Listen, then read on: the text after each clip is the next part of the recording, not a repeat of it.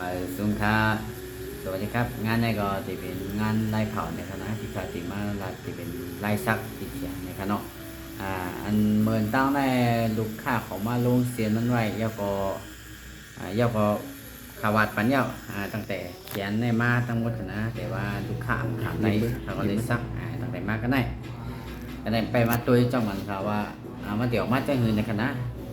เฉพาะเขียนในคณะป้าตั้งเหนือได้เงินลูกค้ามาทำได้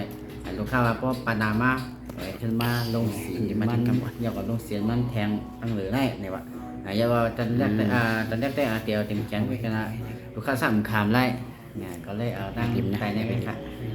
ฝากติดตามจอมพองค่ะนะสักไล่อยู่ที่เชียงใหม่ค่ะในเมืองไทยค่ะนะฝากไปก่อนเลยพี่น้องก็